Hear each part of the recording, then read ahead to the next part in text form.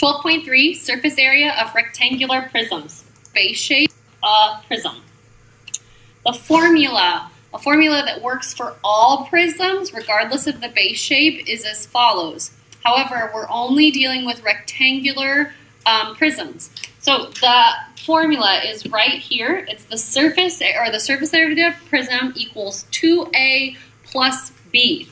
And don't write where next to that because you're going to get confused. But where means that A, make sure that you write this, A equals the area of the base, B equals the perimeter of the base, and H is the height of the prism. So when we're finding the prism surface area, this is the formula we're going to use. The two things that you need to remember are that to find the area of a square is A equals little a squared, and the rectangle is A equals length times width. Now, if you don't remember this formula for a square, the rectangle formula will always work, because what A squared means is A times A, and you could write that as width times length. So if you want to remember just one of these two formulas, I would remember the rectangle one, or make sure that you write the rectangle one down on your paper. So here we go. The first example is this rectangular prism. I know that this is a rectangular prism because the bottom of my shape and the top of my shape are parallel. They're the same, right? They're opposite. They're also both flat. So the top, and then I kind of drew it down here, and the bottom are both parallel. So that means that it is a prism. It's a rectangular prism because the base of the rectangle, or the base of the prism, is a rectangle. So the surface area, I need to remember that A is the A equals width times length, and the B is the perimeter. So I need to add each side. So there are two sides that are the same. Let me rewrite that. So the perimeter formula is 2s plus 2, and let's call that an s as well. Right? So the sides, if I add up the sides, so 2, I'm going to start with my formula. So surface area equals 2 times the area of the base. I'm going to redraw it in here again. Right? The area of the base is length times width. And the width, if I look up, is 2. So I'm going to multiply those two things together. So I'm going to multiply 6 times 2. Then I need to find the perimeter of the base. And the perimeter of the base is 2 6s plus 2 2s. I'm going to run out of room. And we're going to multiply that by height. And the height of my shape is 12. It's this side. So notice that there are a lot of parentheses, and they are important. We have to remember that to follow PEMDAS. If you put this in your calculator with no parentheses, it's going to do PEMDAS incorrectly. So we have a lot of steps to do in our problems today. I know that your worksheets have answers at the bottom. However, we as your teachers, are not signing off that you did this unless you show your work, right? So on your worksheet, you have to make sure that you show your work. I'm going to do parentheses first. So 6 times 2 is 12. Inside this group of parentheses is 12 plus 4, and then I have a times 12 on the outside. I'm going to still solve inside parentheses. I can rewrite this one. The first is 12 times 2 without parentheses, so there's really no parentheses there. Then I have 12 plus 4, and 12 plus 4 is 16, and I'm going to multiply that by 12. So I've gotten rid of all of my parentheses. Now I need to do multiplication. So 2 times 12 is 24. And 16 times 12 is 192. I'm going to add last. So 192 and 24 is 216. Now, this is surface area. So surface area. And the key component to this is area. I need to write my units, which are feet, and it is squared, right? Because if you remember from last chapter, our units are squared when we talk about area. So our surface area is 216 feet squared. Our second example, same formula. So I have surface area. I have 2. I need to find the area of the base. I need to find the perimeter of the base times the height of my shape, right? So times the height. So I need to substitute what I know in here. So this is width times length. This is 2s times 2s, and then I have my height. So 2, my width to the base, and I can draw this again for you. The width is going to be 9, and the length is 4. So I'm going to substitute 9 times 4 plus 2 times the side length of 9 times 2 times the side length of 4, and the height of my shape is 16. I'm going to solve for the parentheses. So 2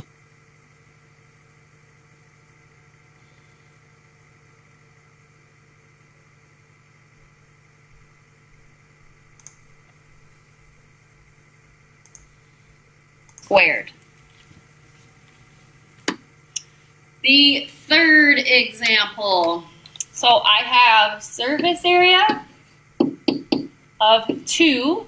The A is the area of the bottom, or the base. So I have 15 and 5. So I'm going to substitute 15 times 5. I'm going to add 2. One of the sides on the base is 5. One of the sides on the base is 15.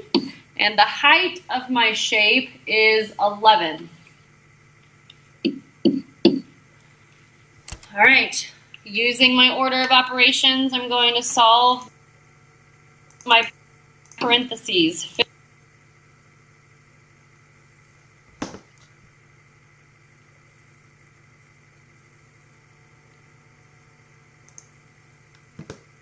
My surface area is 590, and my units are millimeters squared. So you have to know the formula. You have to know what A and B and H stand for. So I have the surface area of 2A plus B times H. And A stands for the area of the base. In this case, what you're going to substitute in is width times length. The B stands for the perimeter of the base. So you're going to have what substitute in, and you're going to have 2 widths plus 2 lengths. Okay, this is an L. Let me write this better for you. Okay, and then the H is the height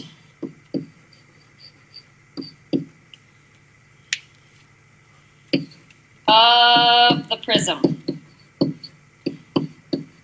There is a lot to substitute in, so you need to make sure that you are doing this correctly. If you don't like this formula, the last couple days you've been looking at nets.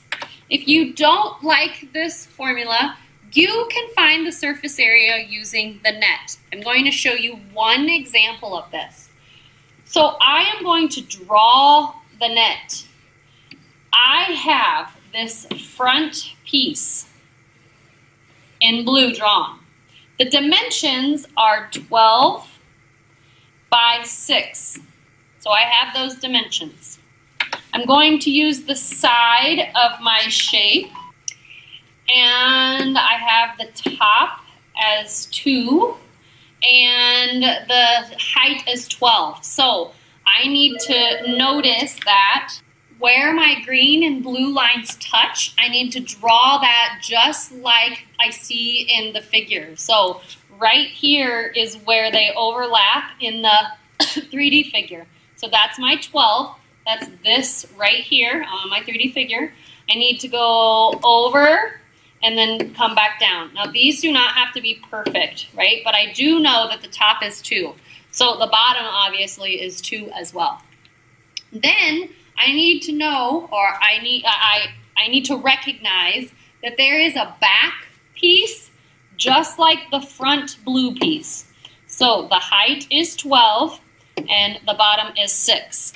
I also need to recognize that this side was the right-hand side, and there's also a hidden left-hand side over here that looks the same.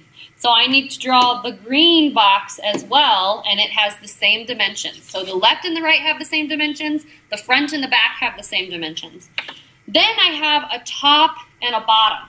So I have this top, and it is a 2 by 6. So I can draw it anywhere on the top of my net or on the bottom of my net. I always like to draw it on the first rectangle I draw. So I draw it right here, and I draw the bottom right here. So the top is a 2 by 6.